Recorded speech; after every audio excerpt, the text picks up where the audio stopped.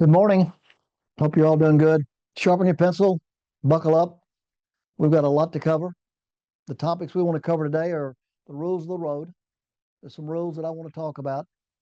I also want to mention the 10 familiar faults found in fundraisers I've discovered over the years I've been in this business. And then the importance of prospect rating, why that's important, and how do you establish an ask amount. I want to say, love your work. You don't have a job, you have a calling. Challenge yourself every day when you get knocked down. And I don't mean literally, but when you get knocked down, get back up. In other words, if somebody doesn't give you a gift and you expect it and you feel like they've knocked you down, get back up and start over again the next day.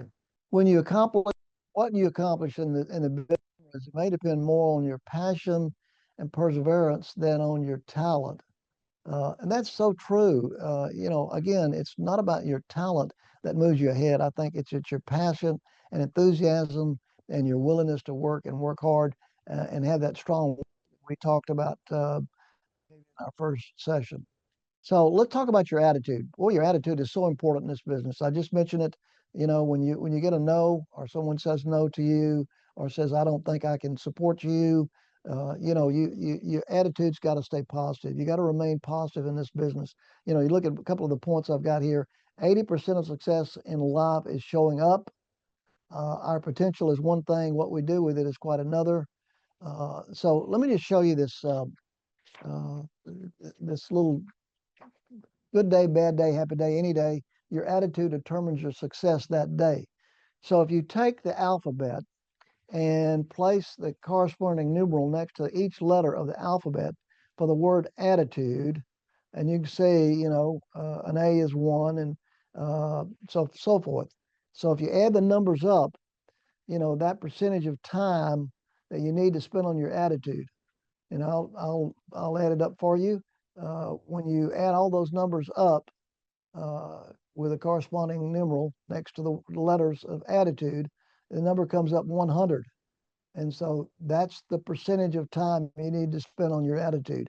You cannot let someone affect your attitude. Your attitude needs to stay positive. And that's why I put that PMA down. You might want to write that down somewhere, put it up so you can see it. PMA, positive mental attitude. So let's talk about fundraising trends today, and then what they were maybe a few years ago. And let's start with the phrase quiet phrase, uh, the quiet phase. That's not work. That's not the phase you use anymore. We talk about leadership phase. There are four phases in a campaign. One is the planning phase. Two is the leadership phase, not the quiet phase. Three is the public phase, and four is the follow up and follow through phase. So there are four phases. But quiet phase is an old term that went out a long time ago. People say, well, quiet phase, we're in a quiet phase. I used to say, what does that mean? You're not telling anybody? Well, how do we raise money if we don't tell them? So again, the word need, review that word from your vocabulary. Need is not something you need to be using when you're out there talking to people. People don't give leadership gifts to needy organizations. When you say, well, listen, if you don't give us X number of dollars, we're going to have to close the door. Well, then say, well, fine, close the door. And so what I substitute for the word need is opportunity. Say opportunity instead of need every time. So remove the word need from your vocabulary. Learn to use opportunity.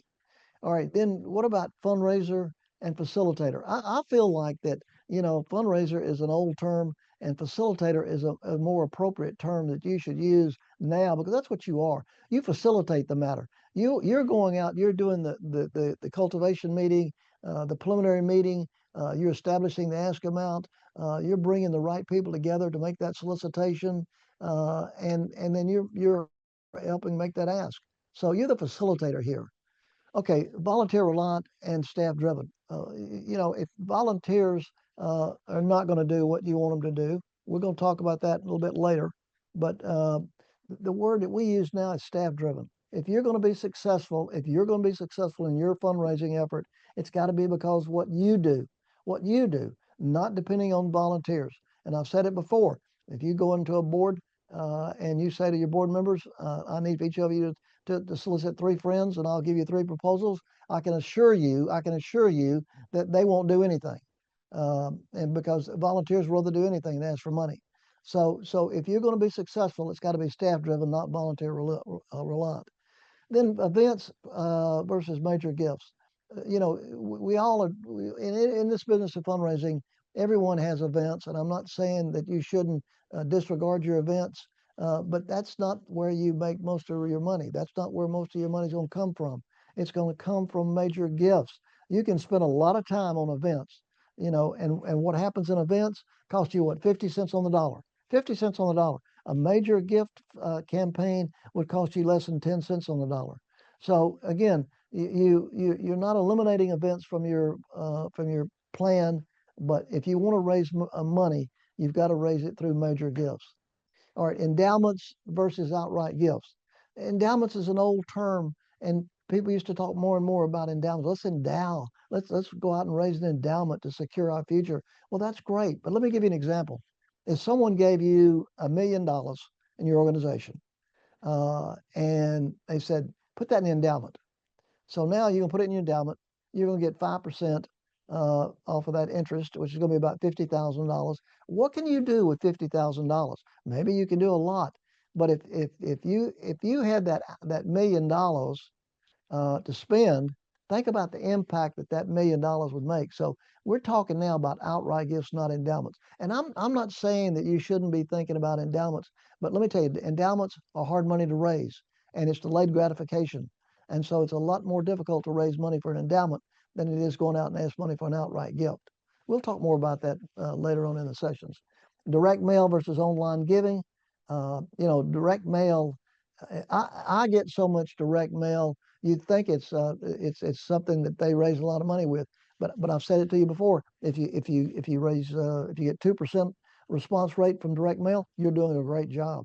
So online giving is increasing every year, and the millennials are the one that's giving most money to online giving. So again, you've got to have an online giving program now. Tentative goal versus working goal. When we first started in this business 35 years ago, we'd establish a goal, and we'd call it a tentative goal. And I got to thinking about that. Tentative, what is tentative? That doesn't give you a good feeling about you know, maybe it is, maybe it's not. And so we changed that word to working goal. So now when we give you a goal, if we work with you on a feasibility study, come back with the results of the study, and we give you a number, it's called a working goal, because that number can always go up, can't go down. So that's a new term. Prospect rating versus prospect screening. You know, I remember years ago, you know, we'd do prospect rating. What was prospect rating? That would be sitting around a table, a conference table with 5 or 6 or 7 people, and you take all your names of everybody in your database. I remember at one school, I mean, we went through thousands of names in prospect rating, and we'd say, well, John Smith, John and Mary Smith. You know, I learned too. I used to say, first of all, what can they do? And you know, someone would say, well, they can do whatever they want to do. And I said, well, what are they capable of doing? So I never got a lot of information from prospect rating. Now it's gotten a lot more sophisticated, and we're talking about prospect screening. So we give capability. Everyone is doing that. Every university you've attended has probably run your name through a prospect screening profile at least 3 or 4 times. They're doing that every year to try to determine, you know, the people we need to see, people we need to go see. So we're going to talk more about that, but that's what's in, that's what's out. Now let's talk about the 10 rules of the road. Uh, you know, rule number 1, all for one, one for all. This is a team sport, not a I sport. You know, it's not about one person. Everyone should take credit when you go out and make a solicitation, and you come back and you're very you know, up because you got a signed pledge card, then that's great. But you need to give credit to everyone. I remember doing a campaign for a school in Dallas, and so the VP for advancement went and bought a ship's mail, and he put the ship's bill in the lobby of the development office. And so every time a development officer would go out and secure a pledge, they would come back and ring the ship's bell. And everyone came out of their office and everybody celebrated for 5 or 10 minutes and then went back to work. But that way they were giving everyone credit for what that one person did in terms of securing that pledge. So again, the staff is the foundation of your success. So don't take them for granted. All right, rule number 3, if you're there, be there. If you're there, be there. I can't say that enough. You know, give full concentration to the person you're talking to. Listen to them. Focus on what they're saying. Don't be somewhere else. Don't be thinking about what I'm going to fix for dinner tonight, or don't be thinking about what I've got to do tomorrow. You know, give them your best, and be there and concentrate every time you're there. You know, and when I say arrive on time, I'm talking about arriving early, not on time. You know, you arrive 5 or 10 minutes early every time. So again, if you're there, be there. Don't be somewhere else. And I'll always like to do this. I don't know what you do with your cell phone, but I put my cell phone in the car and I put it in the floorboard of my car because I made a mistake one time of taking my cell phone with me to a meeting, and I'm in there speaking to a group of actually a group of orthopedic surgeons, and there must be 100 people in the room, and my phone goes off. I got it in my pocket and my phone goes off. I'm looking around the room. Whose phone is that going off? Well, it happened to be my phone. So I'm trying to pat my side and make sure my phone is turned off. But I learned that lesson. I don't take that phone with me anymore to any more meetings. Now you can say, well, you should have put it on silent. I did. I thought I put it on silent, but it didn't. Evidently, I didn't do that right. And so I don't do that anymore. Okay. Now let's talk about body language. You know, and this is interesting. You know, everything we tell you is certainly uh, you'll learn from this, but I want you to start recognizing some things when people look the wrong way or say the wrong thing or act the wrong way. It may give you some indication of what this person's interested in. So here's one thing: eye accessing cues. When a person looks up, is accessing or recalling visual information. So if a right-handed person looks up and to his left indicates he's visually remembering a past event. Same thing happens to the left-handed person, just the opposite. If we find a person looking up and to his left, that's your right, he is considering a visual image. Now you can do it yourself. You do this with yourself and look around and see what you think. If you up to your left, you're trying to visually remember a past event. You've probably done it. You didn't even know you did it. Life is a matter of priorities. We all have them, and we make time for what really matters to us. When a person says that he has no time, he often means that that is not worth his time. So again, I can tell you this, based on my experiences, that if you're calling someone to an event. You're calling someone and saying, "I'd like to invite you to our auction," and they say to you, "I'll be there." Then 10% of those people who said they'll be there won't be there. Then if someone says, you ask them to come to the auction, and they say, "I'll try to come," that's a no. That works. So just keep that in mind. But priorities. If they say the person says he has no time, he often means that it's not worth his time. Okay. Now let's talk about body language, reading body language. Why is this important? Because it's simple. I just said a while ago. It's important that you read body language because there's some people that are bottom line people. They don't want to hear your story that lasts for 30 minutes. They want you to get to the bottom line. What is it you want? How can I help you? There are other people that are willing to talk and relate and whatever. And so you need to read body language a little bit so that you know what this person's thinking or saying. Now, this is important, and you probably need to think about this a couple of times, and you go out and start looking at it. So let's look at this. So when someone does this, and you've been in meetings before. I've been in meetings where somebody crosses their arms, and that that you've read this body language for sure. It's defensive. They're angry. Now that I would say that's 85, 90% of the time. That's not 100% of the time.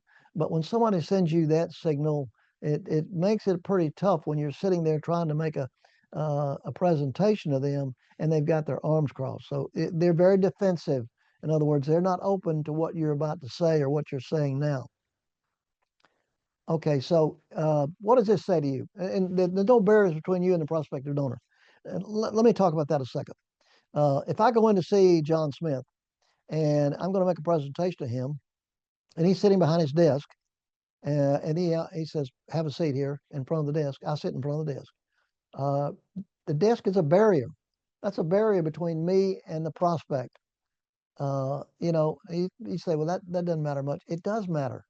Now, if I walk into the office and the person says to me, "Well, let's go sit in the couch area." He's got a couch area over here. We sit down in the couch area, and there's no barriers between us. I find that that's a much better meeting, a much better meeting.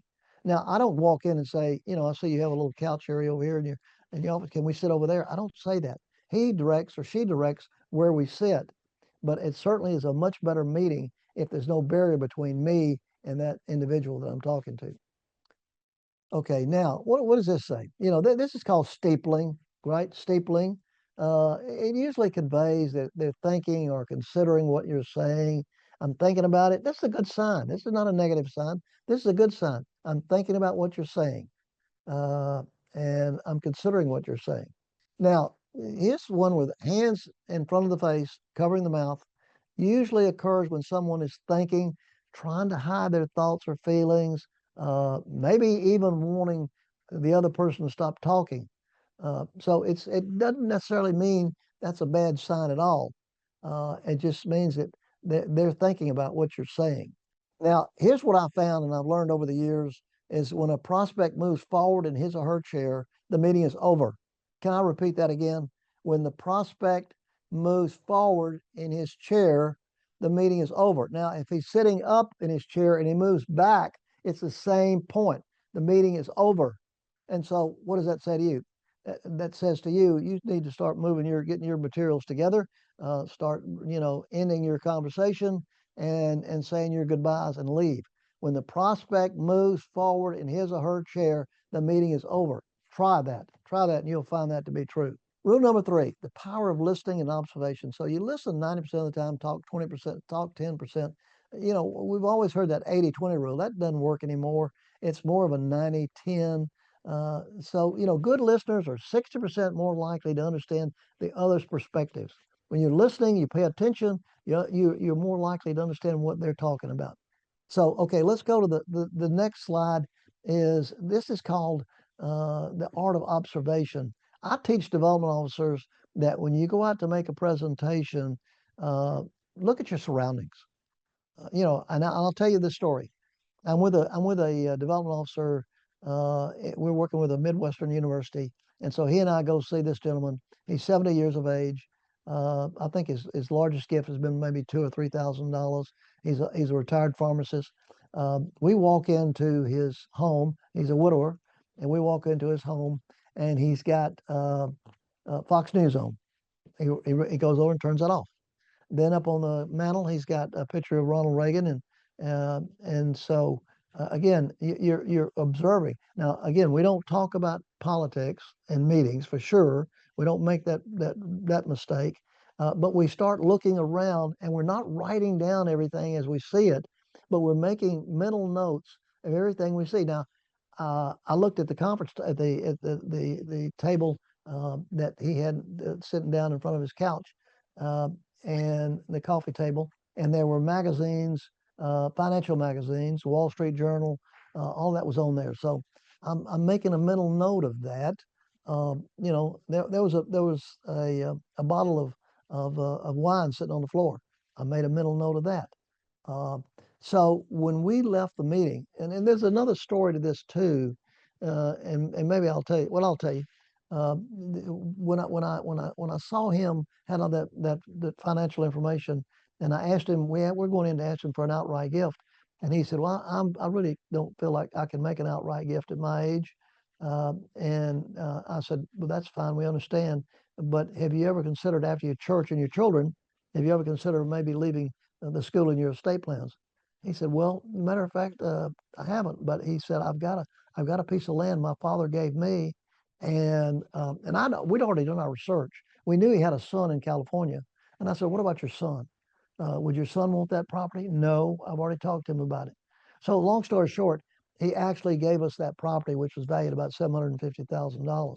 Now, here's the final point, back to observation. We walk out of his house, we walk through the garage, and we get in our car. And I said to the development officer, I said, what kind of car was that was sitting in the garage? He said, I don't know.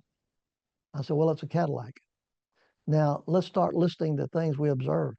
We came up with 27 things we observed in that meeting. 27. So you say, well, Jerry, what's important? What's not important? Everything is important.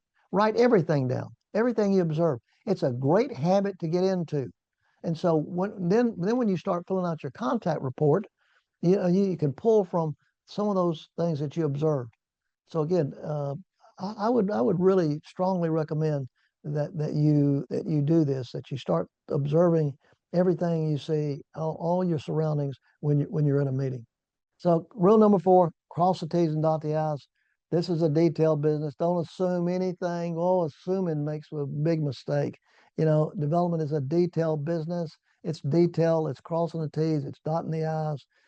If you're not detailed, I've said it before, you probably won't last in this business. Check and recheck everything. Check and recheck everything. What do I mean by that? Let me give you a story to tell you. I'm in Memphis, Tennessee. I never forget this. Never forget it. I'm in Memphis, Tennessee, and the development officer and I are making a solicitation on this gentleman. And so we go to his house, and we make the solicitation, and I make the solicitation, and I asked him for $10,000, payable equal amounts over a 3-year period of time. And so we get back in the car, and the development officer said, Jerry, the proposal said $15,000, not 10. I said, no, I didn't know that. See, I didn't look at the proposal. I didn't read the proposal. So I made a mistake. Remember, I've told you, I've made a lot of mistakes, but I'll tell you one thing, I've learned from that. And every time I make a solicitation with anyone, I said, give me the proposal. Let me check the proposal. Let me look at that proposal and read that make sure I got the right ask amount in my mind before we go in there. So, and you got to follow up and follow through. That's important when you're dealing with people. You follow up and follow through, and you got to do what you say you're going to do sooner rather than later. If someone asks you to do something, and you can do it, then go do it. Go back to the school, to your office, and do whatever they ask you to do. Now, if it's something that you can't do yourself, that you've got to get someone else to do it, then you need to call them and say, hey, I've got to ask my friend or my associate to do what you want me to do. And it may take a few days, but I'll follow up and follow through on it and make sure that it gets done. Okay, so rule number 5, understand the life cycle of a continuous donor. Understand the life cycle of a continuous donor. So what is that? A preliminary meeting or cultivation meeting. That's what we always do, right? We start with that. And then after we do that preliminary or cultivation meeting, then we solicit the individual. And after we solicit them, then we have to follow up. And when we follow up, we get a commitment. And we get a commitment, we send them a thank you note. And after we send them a thank you note, we do stewardship. We're thanking them, continuously. And then number 7 is we solicit them again. So if 5 and 6 don't happen, if you don't thank people and if you don't do stewardship, then 7 will not happen. 7 will not happen. You've got to do that. I remember in a solicitation I had one time where we were going to solicit this gentleman for a major gift. We went in to see him in a preliminary meeting, and he said, I'm not interested in giving to your organization anymore. And I said, can you tell me why? He said, because I never heard from you. I gave you $250,000 in the last campaign, and I never heard from anyone. So again, stewardship is so important. But we'll talk about that again. And one of the things people ask me too, they say, Jerry, you talk about solicitation. What about starting another campaign? When you do a campaign and you finish a campaign, when should we start another campaign? And I said, well, you're either in a campaign or you're planning your next campaign. And I always say that when 85, 90% of your proposals, your pledges are paid up, then you should be looking at another feasibility study and planning another campaign. Again, why do I say that? Because your constituency base, especially in the school, your constituency base changes. It changes. People are graduating, and new families are coming in. We had one school where we've done 4 campaigns. They finish one campaign, and they start another one. They finish that one, they start another one, and all of them have been successful. So again, you've got to understand the 7 steps here, and the cycle of solicitations, and making sure you're doing 5 and 6. Okay, rule number 6: trust in a relationship is key to securing private support. So you got to be willing to build a friendship with your prospect. I mean, you cannot be a phony in this business. You cannot be a phony. You got to be genuine. You got to be thoughtful. You got to remember significant events in a prospect's life. That's so important. I remember, years ago when I was at Auburn, I had a member of the foundation board who said, "Jerry, my daughter's getting married, and they live 2 hours away from Auburn." And he said, "It's a small wedding, so I can't invite you to the wedding, but I'd love for you to come to the reception following the wedding." And I said, "I'd be glad to." So I drove 2 hours to the reception. I went through the receiving line, talked to the bride and groom, saw the foundation board member, spent a little bit of time there, got in my car, and drove back to Auburn. Now, I didn't think much about it, but he told me, if he told me once, he told me 3 or 4 times how much that meant to him, that I came down to his daughter's wedding reception.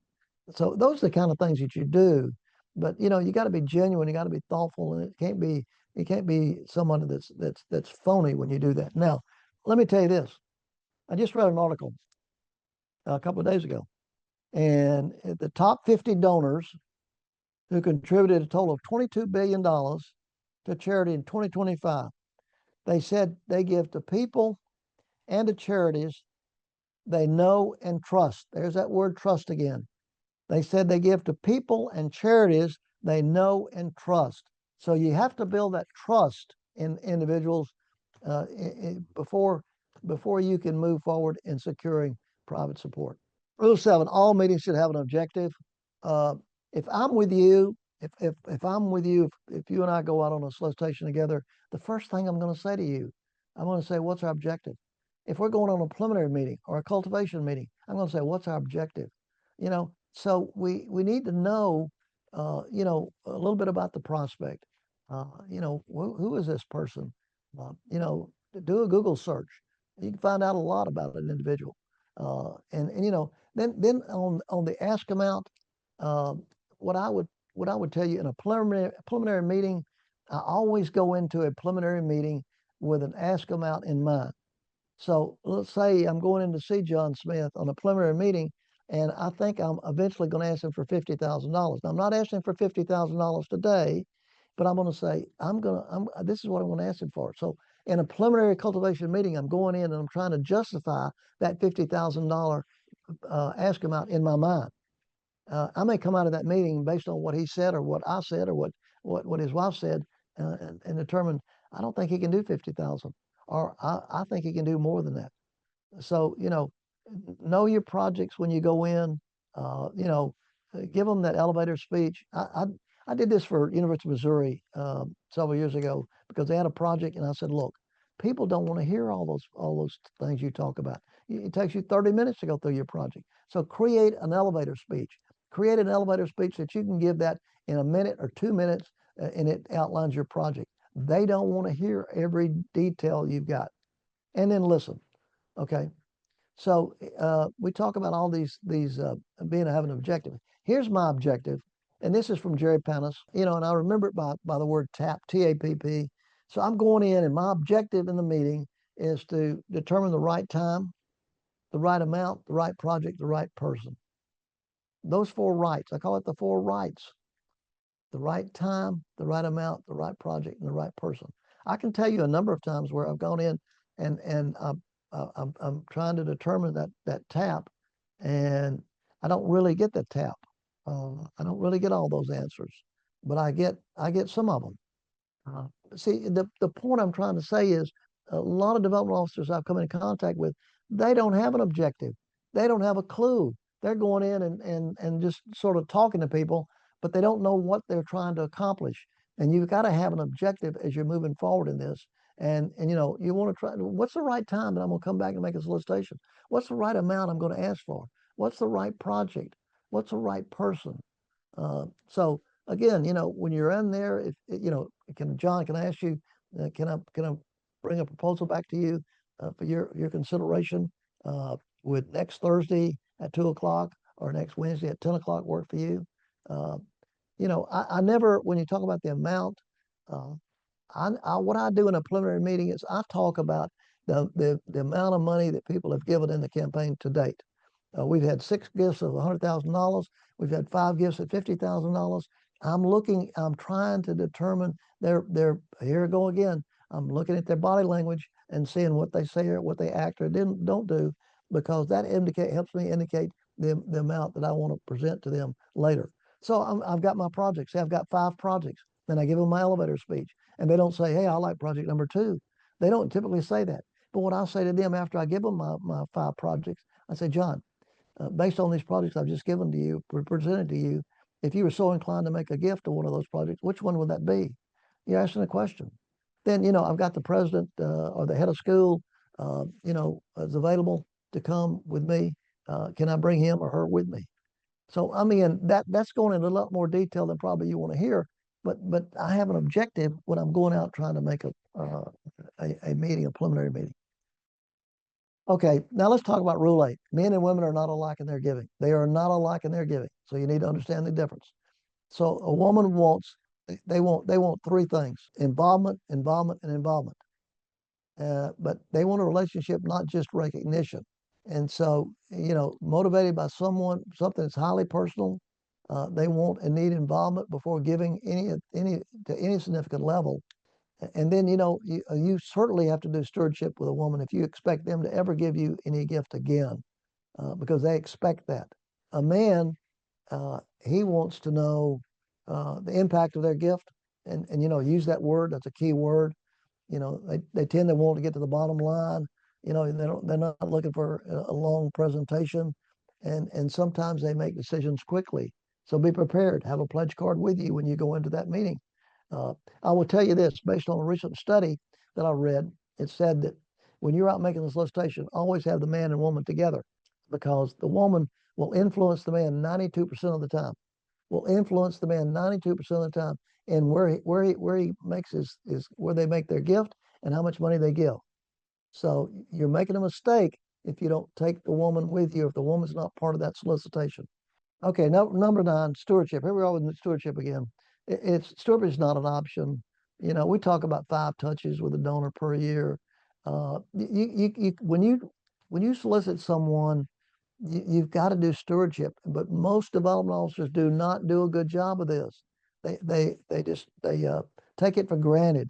I'm working with another university, and I'm looking at all their.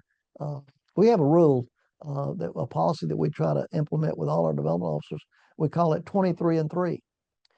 23 and 3 means we're gonna make 20 personal visits per month.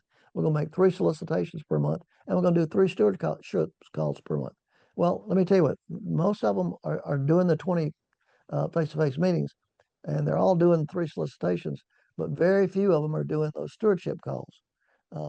And so I just told them, I said, look, take Monday, for instance, and go into your office, close the door, pick up the phone and call someone who's made a gift to you over the last 6 months, and just say, John, this is Jerry at XYZ school. I just wanted to call and thank you again for the impact your gift is having on our school, or our students, or our faculty, or whatever. And that's it. Now, you may not be able to get them on the phone. Most of the times you probably will not. But you know what? Leaving a message is just as important. So stewardship is important. So here's some examples of stewardships that we say: deliver poinsettias. What do a poinsettia cost? $10. Go buy some poinsettias and hand deliver it. Hand deliver it. Well, you don't know how important that is. People, we've had other schools do this. They said, Jerry, you can't believe how impressed the donors were when I walked up and said, I just wanted to hand you a poinsettia and thank you for what you've done for our school or our organization. Send Thanksgiving cards and birthday cards. Years ago, I used to tell people, you know, don't send Christmas cards. Everybody sends a Christmas card, and the Christmas cards, you know, they get lost in the mail. Send them a Thanksgiving card. Nobody did that. Now You'd be surprised how many Thanksgiving cards I get. Uh, Birthday card. Let me tell you about birthday cards and Thanksgiving cards. Once you start it, you can't stop. So if you're going to do birthday cards, and I would say to you, if you're going to do birthday cards, that's great, but you got to keep doing it. You can't do it for 3 years and then just decide not to do it. And then, again, call a donor and say thank you. But anyway, those are some of the examples of what we talk about when we're talking about stewardship. That stewardship is so important. Rule number 10 is show me the money. I always like to say this: most development officers that are hired usually focus on the structure at first, and that's fine.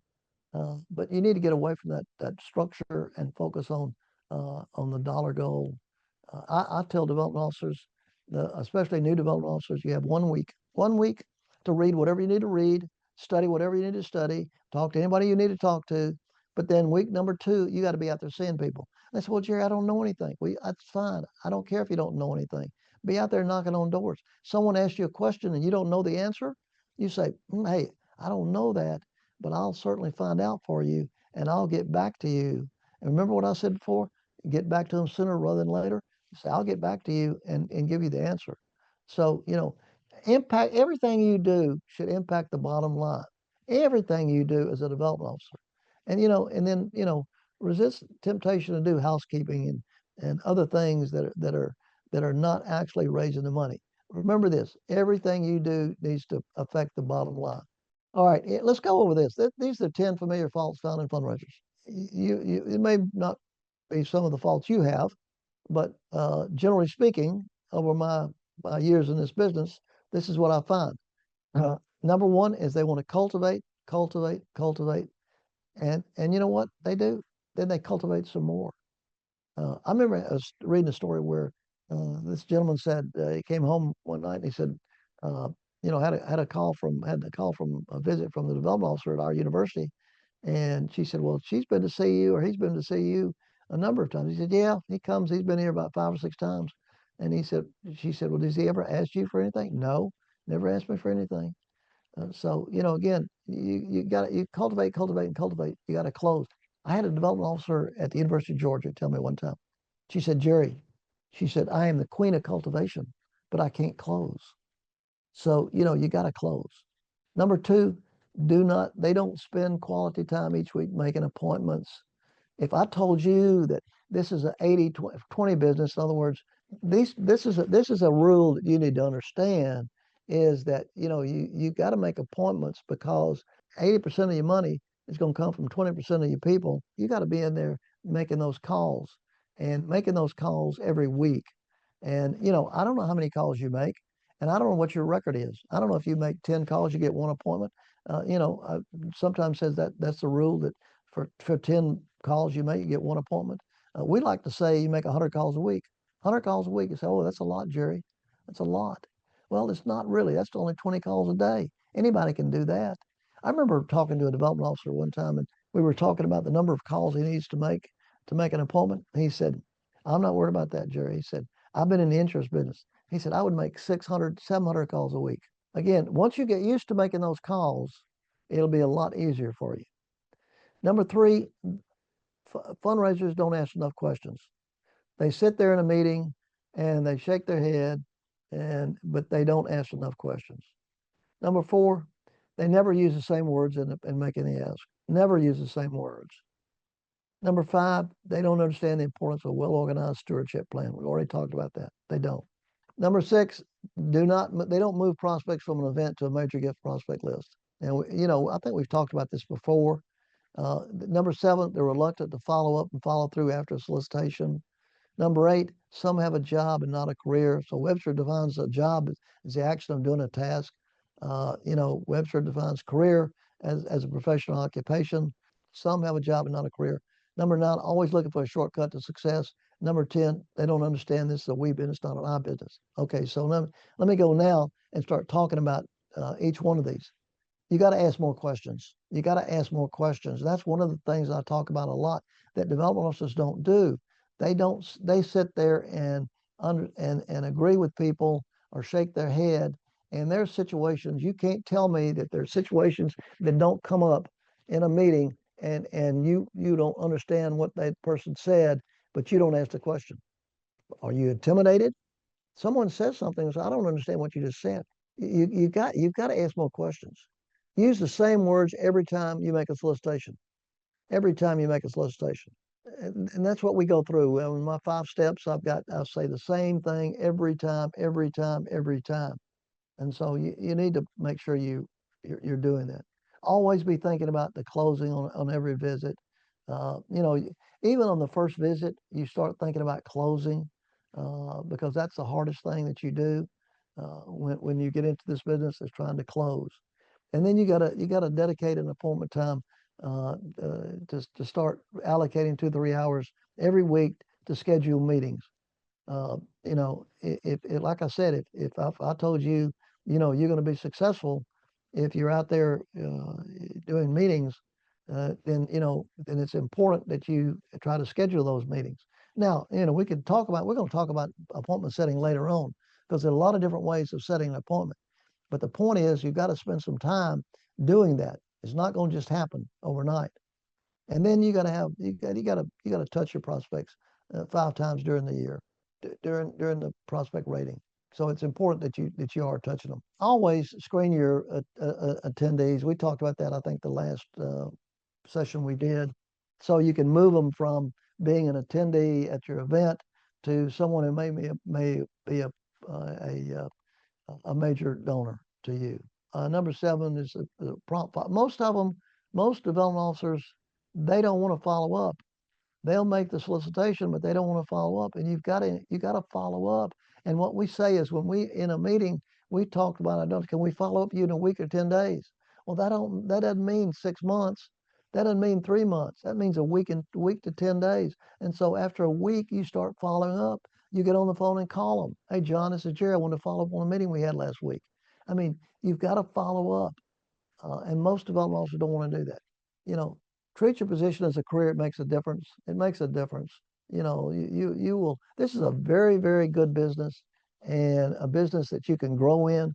It's hard to find development officers today that they're not out there. I tell people all the time because people call me and say, Jerry, I'm looking for a development officer. They're not there.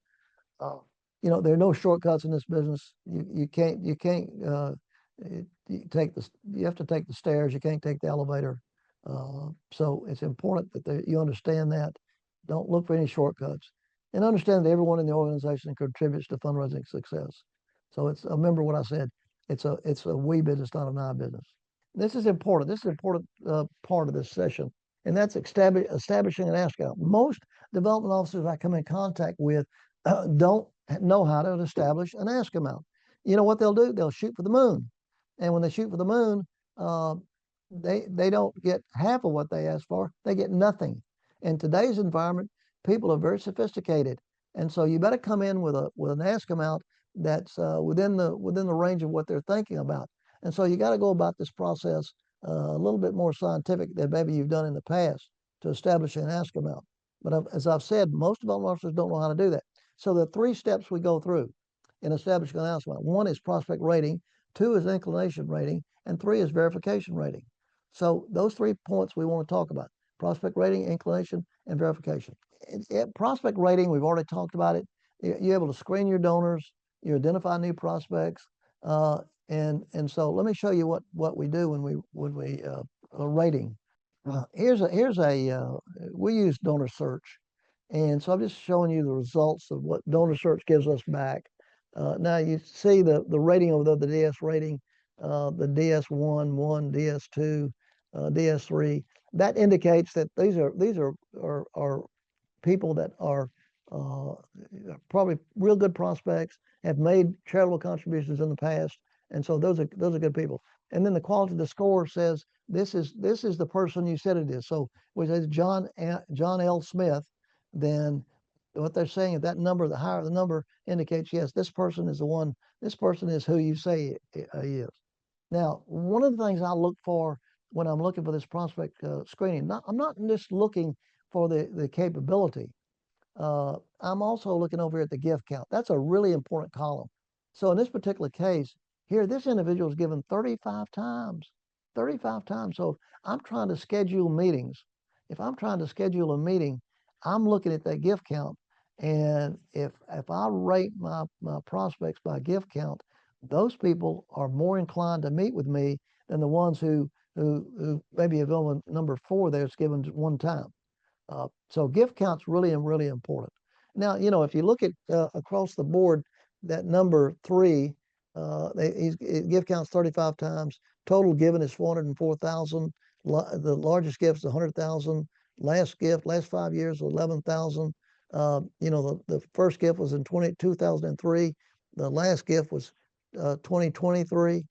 Estimated capacity is over $1 million.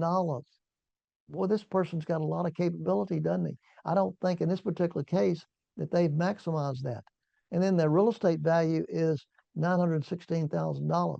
Number of property, they have 2 properties in 2 states. That's what the number of ST is with properties. So again, there's so much more here than just the gift capability when you do your screening. And if you're not doing your screening, I would advise you to do that screening. And we'll be glad. We'll do 1,000 names for you free without any charge. And you can see where you are and what comes back with you. But again, it's a lot more than just estimated capacity, than just, when you start doing your prospect screening.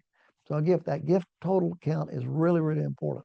So here's my inclination rating. Now I've got this individual who, let's say this individual is given, is capable of $100,000. And so years ago, I used to say, okay, he's capable of $100,000. Let's go ask him for $100,000. And I would go and ask him for $100,000, and I would get what? I would get $50,000.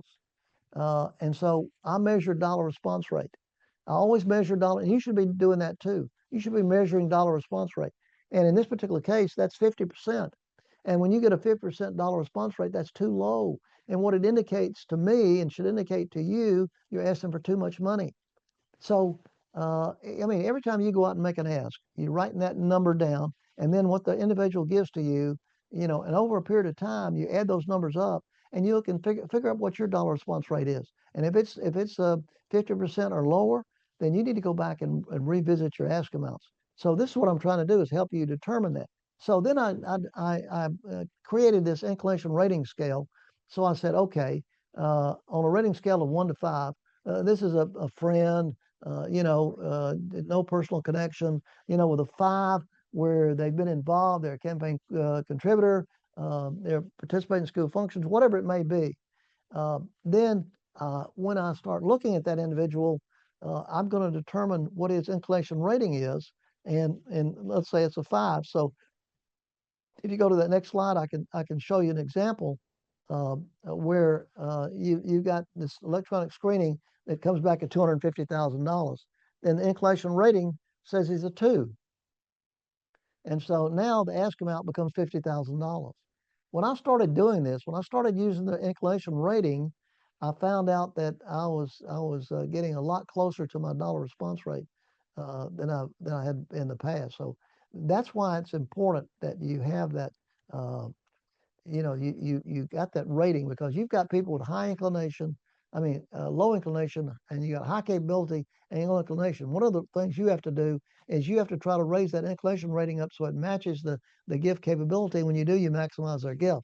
Now, what I tell development officers all the time is that you want to go out and hit a home run. They all want to go hit a home run. They all want to get that $1 million gift. I said, look, here's a guy that's got high capability, but he's got low inclination.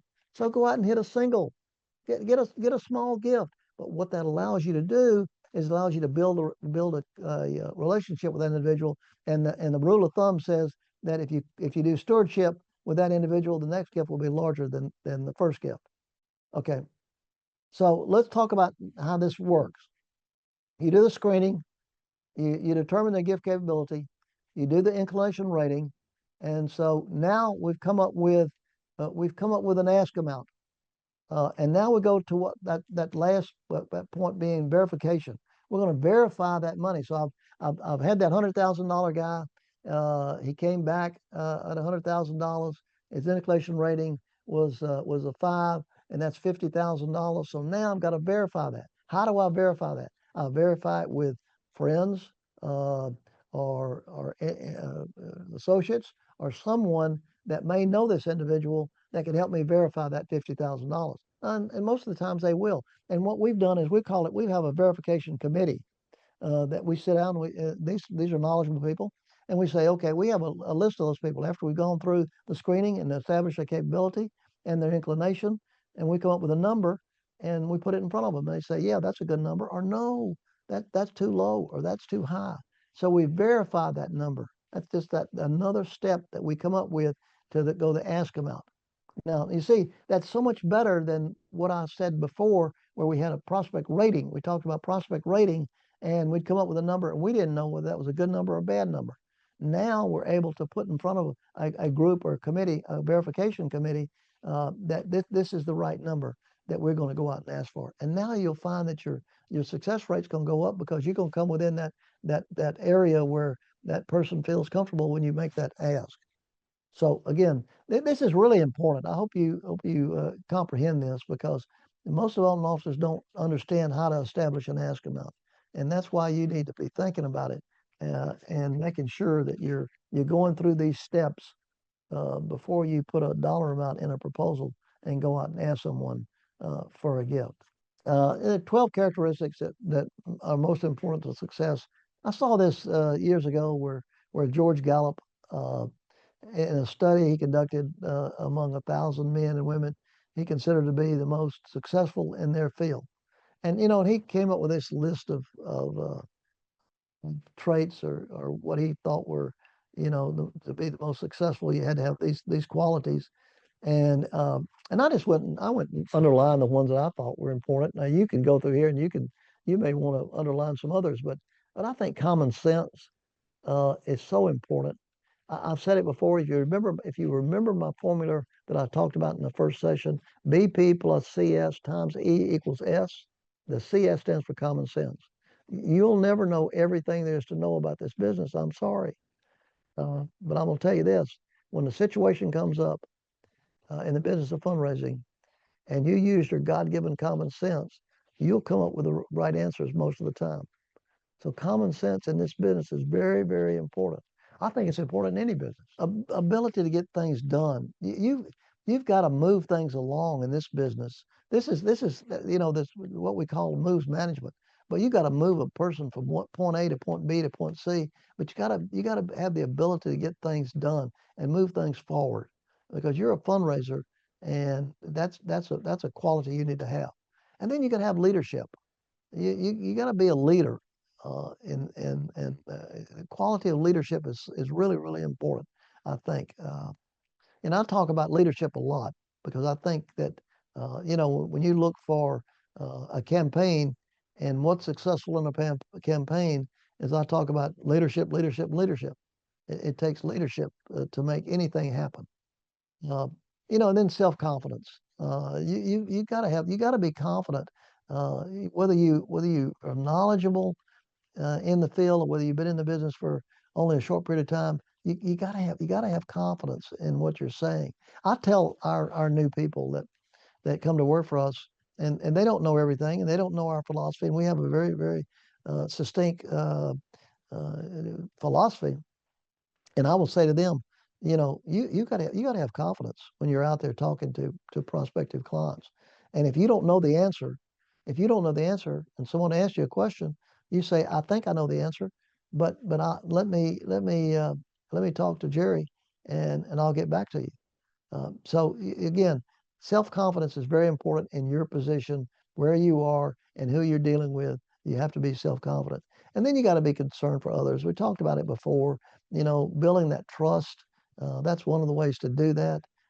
You can't be a phony. You got to be genuine. You got to be sincere. So you have to have concern for others, and that's whether they're a donor or not. I think it's just a quality that you have to have in this business to be successful. So concern for others. Now you can talk about some of these others. Knowledge in your field. General intelligence. I didn't mark all those. Know the right from wrong. Well, listen, certainly you know that. I don't say luck is a point either, but I think common sense, ability to get things done, quality of leadership, self-confidence, and concern for others are certainly the, the, the 5 points that out of that list that I think are important. And you may have another different list if you want to look at that again. Okay. All right. Now, Will Rogers, everybody knows Will Rogers. If you want to be successful, it's pretty simple. I love this saying. He says, know what you're doing, love what you're doing, and believe in what you're doing. Let me repeat that again. Know what you're doing, love what you're doing, believe in what you're doing. If you love, let me go back to number 2. If you love what you're doing, you'll never work a day in your life. You'll never work a day in your life. So know what you're doing, love what you're doing, believe in what you're doing. And you should believe, because you're making a difference. I said it when we first started. You're making a difference out there in what you do. The beautiful thing about learning something is that nobody can take it away from you. That's from Jerry Panis. I quote Jerry Panis a lot. I think he's deceased now. I think he was the best fundraiser in this century. I don't know of a better one than him. But anyway, the beautiful thing about learning something is that nobody can take it away from you. Thank you very much. You know, we will you know, you can get, she'll send you copies of the PowerPoint. Maria will. And we're recording this. If you want to listen to it again, watch it again, she can send you a link. So our next session is April the 7th, and we'll be talking about 9 points to ponder, building a gifts table, setting the appointment, keys to cultivation, and preliminary meetings. So thank you very much, and have a great rest of your day and a great rest of your week. And I appreciate all of you for being on this session. Again, I think you're trying to learn something new, and hopefully you are. And I've been doing this a long time, as you can tell. I've made a lot of mistakes, but I've learned from those mistakes, and I'm trying to teach you some of the mistakes I've made so that you won't be making those same mistakes. So anyway, thank you for getting on this session. I appreciate you very much.